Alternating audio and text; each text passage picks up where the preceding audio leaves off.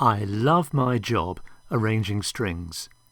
And some days I love it that little bit extra, like the day this song arrived in my inbox.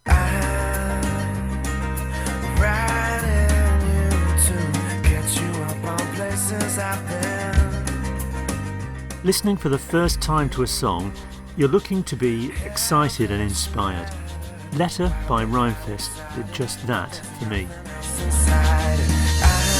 All the places I've been, people I've seen, women I've seen, been a long time since I wrote my. It uses a sample from a John Mayer song for the choruses and Rhymefest's trademark rap for the verses.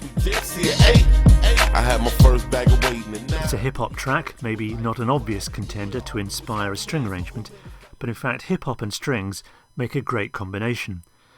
There's a raw, emotional energy in hip-hop that strings can match, but in an entirely different way. There is often only sparse harmonic content, so you have some freedom to play around with melodies, chords and harmonies without getting tangled up with the existing chord changes. And hip-hop is eclectic, so the genre seems to want to push boundaries and not be confined by musical conventions. This video looks at how you might go about arranging strings for a song. You can't add a structured arrangement to an existing song until you're well and truly inside the music. Listen passively and just soak up the vibe. Listen analytically for the detail, the chord changes, melodies, character, and the form of the song. This helps to get a kind of mental picture of the song, to have a good perception of the song as a whole.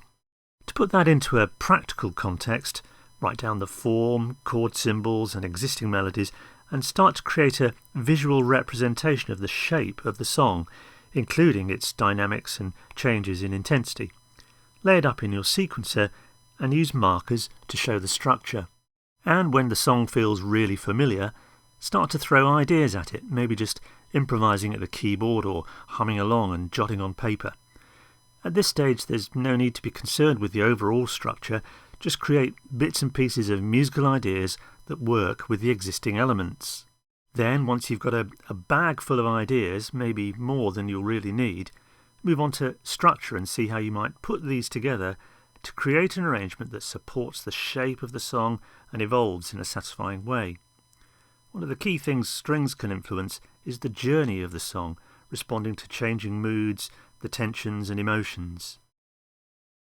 In Letter, I keep strings out of the way until after the first chorus and verse, about 1 minute into the track. The John Mayer sample for chorus 1 didn't need my help, and Rhymefest's storytelling in verse 1 was most effective, stark and raw.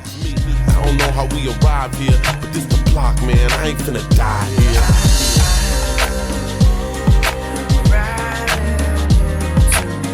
Chorus 2 uses the same sample, and this is where strings creep in with a simple legato pad flowing with the existing chord changes and melodies. There's a clear contrast between the almost naive character of the chorus and the grimy emotion of the verse. So as verse 2 kicks in, the strings change too. Brittle, fragmented and unison. A contrast again with intense minor chords and a surging dynamic to support the lyrics.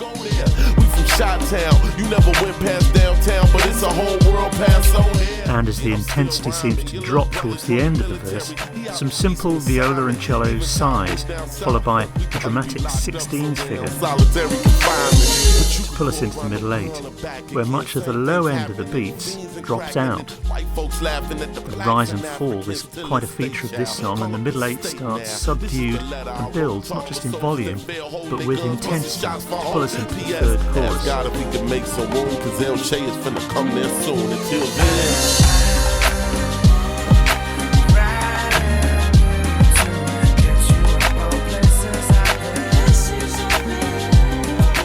And now the strings open up. If there is bitter and sweet in this song, then this is the sweet. The highest string lines in the song, long, slow and legato, gently rising and falling in dynamic.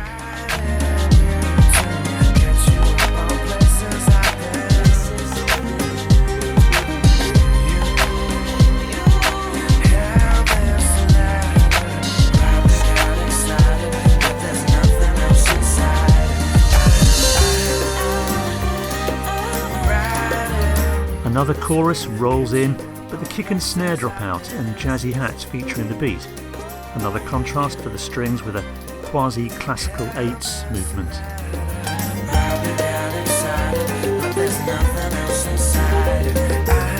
The strings finish here, leaving the production to thin out for another 30 seconds. I don't typically repeat anything in an arrangement. It's built to evolve and support the journey of a song. And if I offer a variety of verse and chorus ideas, then a producer can always cut and paste if he likes. In this case, everything I offered was used. Of course, this is not the only way to tackle an arrangement, but it's one that works for me. And so, to recap, I like to spend some time to get inside the music, listen passively for the vibe, listen more analytically for the detail, and then develop some lines, improvise at the keyboard, maybe write some stuff down, sequence some stuff. And once I've got a bag full of ideas, I'm looking to structure the arrangement, tidy up and finish off.